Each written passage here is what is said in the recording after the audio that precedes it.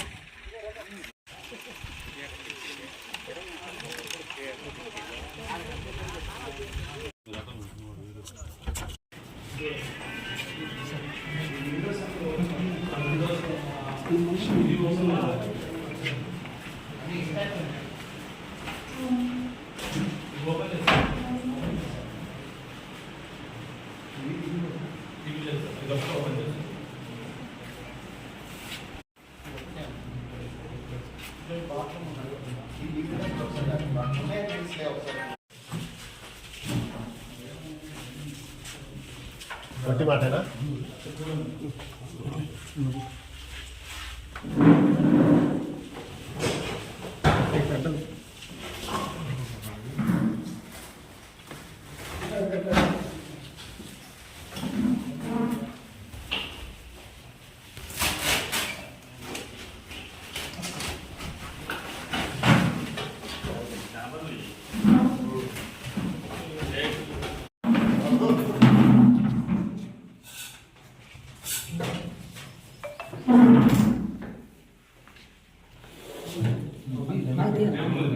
పెట్టాలి అది పై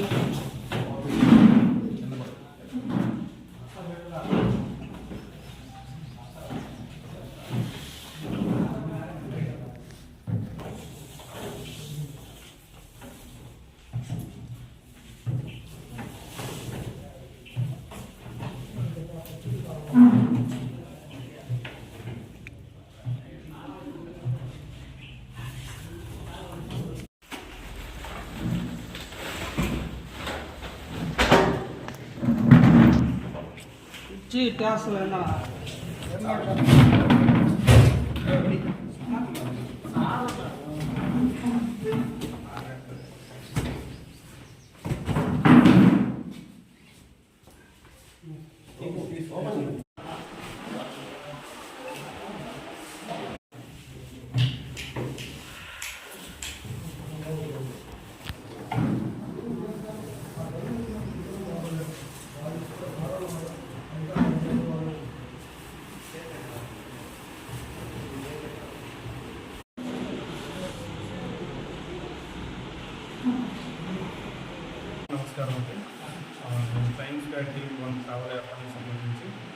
సివిజీ ల్యాబ్లో 10 గంటల సమయంలో ఇక్కడ బుడమూల సచివాలయ పరిధిలో బుడమూల విలేజ్ పరిధిలోని బుడమూల సచివాలయంలో అక్రమంగా మద్యం నిర్వహించాలని సమాచారం మేరకు బుడమూల సచివాలయానికి వచ్చి అక్కడ మొత్తం చూడగా మద్యం గురించి 180 ml క్వాంటిటీస్ దొరికాయి. అవి వెంటనే సీజ్ చేయడం అయింది. అవి తదుపరి ఉన్నతాధికారికి విషయం తెలియదు. పక్కన అదే ఉన్న రూమ్లో కొన్ని వస్తువులు అలాగే రేషన్ బియ్యం కూడా కొంచెం స్టాక్ చేసుకుని అవి డీలర్ ఎక్కడ స్టోర్ చేశారా లేదంటే ఏ విధంగా చేసినా విచారణ చేస్తున్నాం. అది పై అధికారికి తెలియజేస్తున్నాం. అట్లాంటి ఇన్ఫర్మేషన్ ఏంటి కాదండి, ఇప్పుడు మీకు ఇన్ఫర్మేషన్ ఇచ్చాను సార్. ఇన్ఫర్మేషన్ వచ్చి సిబిసి ల్యాబ్ ద్వారా ఇచ్చారండి. యాప్ ద్వారా ఇచ్చారు. యాప్ ద్వారా ఇచ్చారు. యాప్ ద్వారా కాదండి, ఈ పార్టీకి సంబంధించిన మీరు ఏం సమాచారం ఇచ్చారని లేదు. సిబిసి ల్యాబ్ ద్వారా మాకు సమాచారం వచ్చింది. మీరు గుర్తించారు ఏదైనా పార్టీకి సంబంధించి? లేదు, అది మనం చెప్పలేము. విచారణ చేస్తారు.